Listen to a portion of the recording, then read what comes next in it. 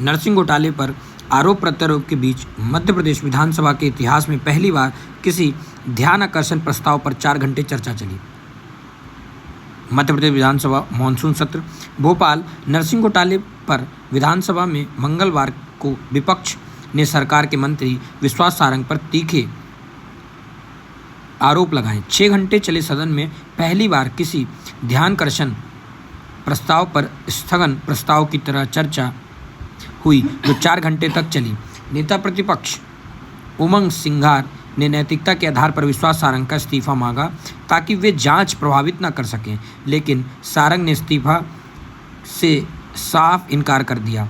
विपक्ष ने जांच के लिए विधायकों की सर्वदलीय कमेटी बनाने की मांग की। मांग न मानने जाने पर विपक्ष विधायकों ने बेल में आकर विश्वास सारंग इस्तीफा दो के नारे लगाए और वॉकआउट कर गए।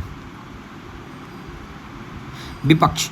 सारंग खुद चला रहे थे नर्सिंग काउंसिल, जांच होने तक इस्तीफा दें। नेता प्रतिपक्ष उमंग सिंघार ने कहा, नर्सिंग काउंसिल को खुद मंत्री विश्वास सारंग चलाते थे। स्कूलों को कॉलेजों बनवा दिया, क्षेत्रफल के मापदंड घटा दिए, अकाउंट सोर्सिंग के कर्मचारियों से काम कराया जो उनके बंगलों और दफ्तर में पदस्थ थे। कोषाध्यक्ष नियुक्त नहीं किया क्योंकि सारे फैसले खुद मंत्री ले रहे थे। अफसरों पर दबाव बनाकर मान्यताएं दिलाईं। इससे पहले उपनेता प्रतिपक्ष हेमंत कटारे, जयवर्धन सिंह और लखन गंगोरिया ने ध्यानाकर्षण प्रस्ताव पेश किया। कटारे ने शुरुआत करते हुए कहा, नर्सिंग रजिस्ट्रेशन काउंसिल के चुनाव कराने के बजाय मंत्री ने उसे टेक ओवर कर 219 अपात्र कॉलेज को मान्यता दिलाई। मंत्री के पत्र के बाद मिली मान्यता। जयवर्धन सिंह ने दिसंबर 2022 के तत्कालीन मंत्री विश्वास सारंग के पत्र का हवाला देते हुए कहा कि भोपाल के मलय कॉलेज ऑफ नर्सिंग को मंत्री के पत्र के 4 दिन बाद ही मान्यता दिलाई गई। सारंग बोले, इस्तीफा की किस बात का पूरा फर्जीवाड़ा तो कांग्रेस काल का। मंत्री विश्वास सारंग ने कहा कि मेरा नाम लेने की बजाय भगवान का नाम जपिए।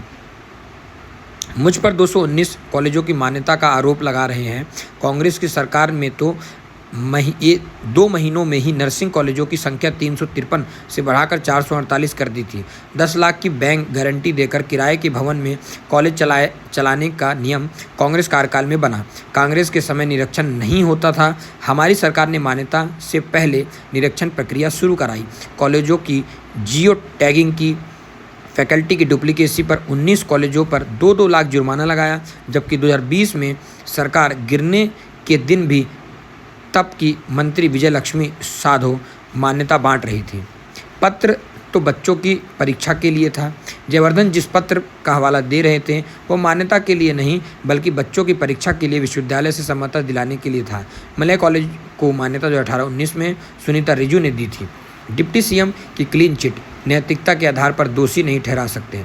उप मुख्यमंत्री राजेंद्र शुक्ला ने कहा कि सारी गड़बड़ी 2018 के बाद हुई है क्योंकि इंडियन नर्सिंग काउंसिल ने मान्यता के आधार स्टेट नर्सिंग काउंसिल को दे दिए थे।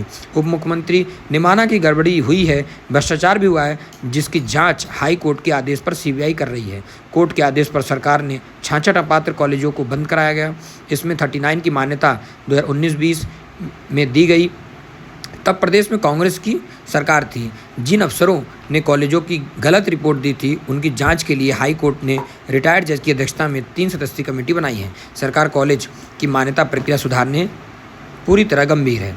जांच में दोषी उसे बर्खास्त नहीं, जांच में जो दोषी पाए जाएंगे उन्हें बख्शेंगे नहीं। 18 सदस्यीय नई नर्सिंग काउंसिल का गठन कर दिया गया। नैतिकता के आधार पर किसी को जिम्मेदार या दोषी नहीं ठहरा सकते, लेकिन हाई कोर्ट द्वारा कराई जा रही जांच में जो दोषी होगा बख्शा नहीं जाएगा। विधानसभा में सरकार का जवाब। ये अलग सुनवाई है। तो इसी तरह के अपडेट पाने के लिए हमारे चैनल आवर डिजिटल को सब्सक्राइब करें, बेल आइकन को प्रेस करें। और विधानसभा में भी नर्सिंग काउंसिल का, नर्सिंग घोटाले का इतना बड़ा आरोप प्रत्यारोप की 4 घंटे तक सुनवाई हुई, तो ये एक बहुत बड़ा विषय है कि नर्सिंग जांच को लेकर के जो बल मिलेगा और जो ऐसे लोग जो गलत कर रहे हैं उनके साथ सख्त